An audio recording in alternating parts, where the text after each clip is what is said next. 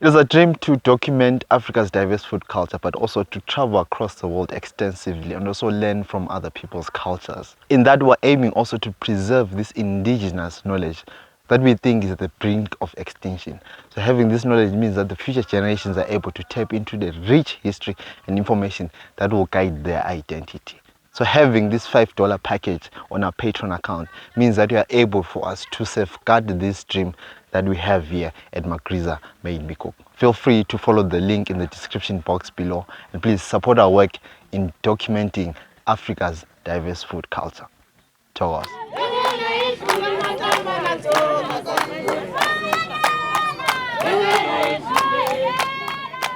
Hi, Togos. So the Marula tree has got diverse properties, but one important feature that this tree produces is a fruit, and this fruit produces a beverage that's known in Isindebele as Umkumbi. So the production of Umkumbi happens during a farming initiative that's known as Amalima. So Umkumbi has been there since time immemorial, and back in the day was prepared by women.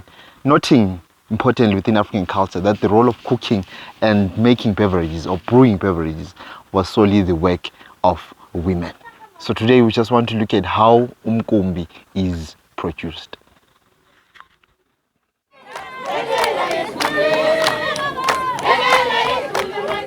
So we look at African New Year, which we celebrate on the 23rd of September. This tree plays an important indicator that the new season is coming. This is the ancient African calendar. It was devised by our ancestors to guide us through each season using the principles of each deity depicted. It travels in an anti-clockwise direction, starting from the month of September all the way to August. Then the cycle is reinitiated. Also, please tell me, how do you name this season in your culture, in your own language? Esindebele we've got intwasa, sukuthatha banelithi ukuthwasa, something that's new, undergoing change, transformation. So we've got ihlobo, the rains towards the end, completion of the rains. Then we've got iwindla, then we've got ubusika. Ubusika is just where the harvesting now emanates. So those 4 seasons. But when we look at within Ndebele, the important one within this tree is intwasa. The fruit starts growing, then the harvesting now happens within Ihlobo. So when we look at Umkumbi is now occurs within Ihlobo, within the months of January, February and March, which is Uzibandlela, Unhlolanja, Lombimbito. Those 3 months where this tree sort of like does wonders.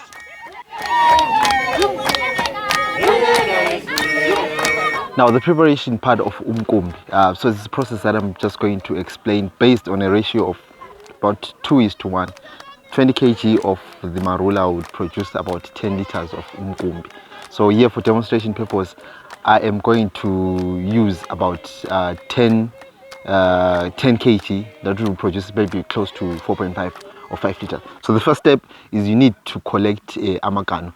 2 ways that you can do this. Remember I said the process starts November, December up to January, February. But in February, March, even up to April, we are told Amaganu maning asevuthiwe and some of them on the ground. But if you find there are also ones that have fallen to the ground and are green in the color, you can take those, put them in a sack, close that sack and leave them there for about 2 days until they become ripe. Or, very patient like me, just take the ones that are ripe. It actually does your job much more easier. Take them, put them in ule pail, put them there. The next step is also in water, running water. Then from there, select the ones, if you see put them by the side. Then start peeling them. You can either use a spoon or you can just use a sharp knife. Here you just want to remove, or you want to put the seeds into your container and just remove the outer layer. You'll find the outer layer outside. So put the seeds as much as you can. It's sort of a lengthy process, but you in your container as much as you can. As you see, it's just the 10 kg container that we have of Amaganu. Ungaqeda laphana uzathatha uphehlo, your wooden mixer, just try to separate the pulp from the seed. When you do that, then add in some water, reasonable amount of water. I'll just put all the specifications, the description box, then put in the water, separate the pulp from the seed, then just close there for the first day.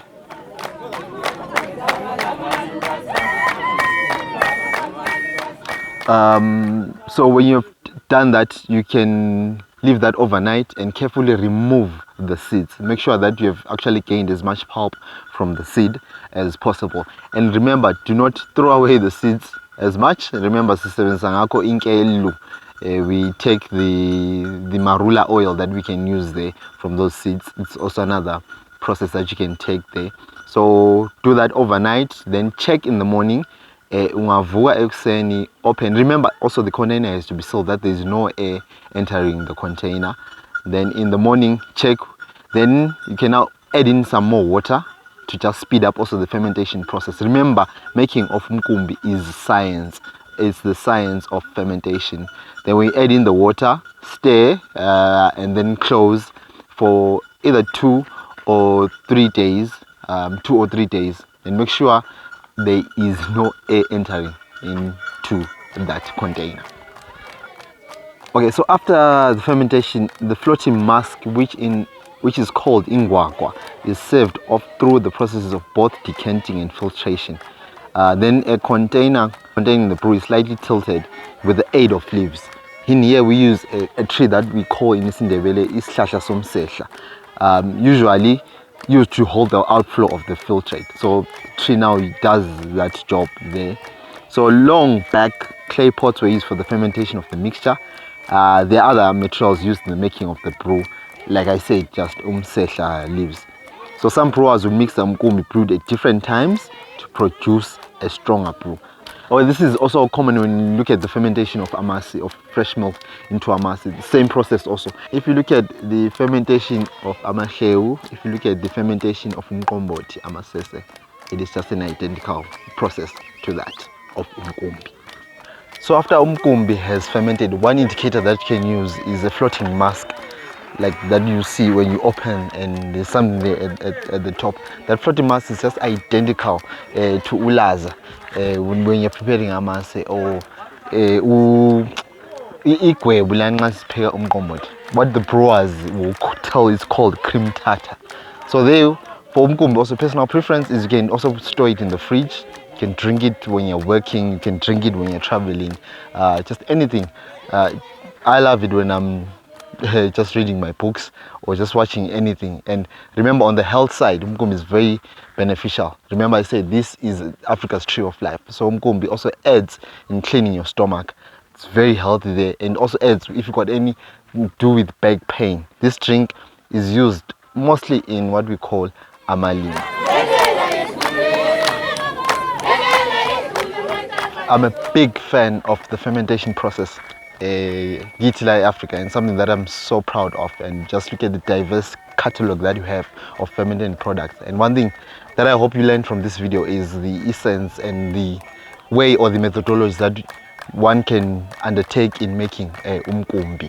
When you look at Africa, utshwala was not mostly on the drinking part or getting drunk, intoxicated, but was what you do within that social circle when you consume alcohol. So umkumbi is aligned or tied to Amalima, which is very important in that as communities we assist one another.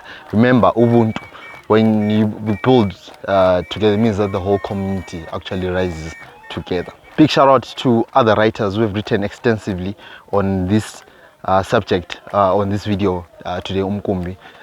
Shout out to the writers at the Chronicle. I'll just leave their links also in the description box where you just want to read more about their work. And also we're going to do a Twitter thread. When you watch this video, I'll also leave that link to the Twitter thread.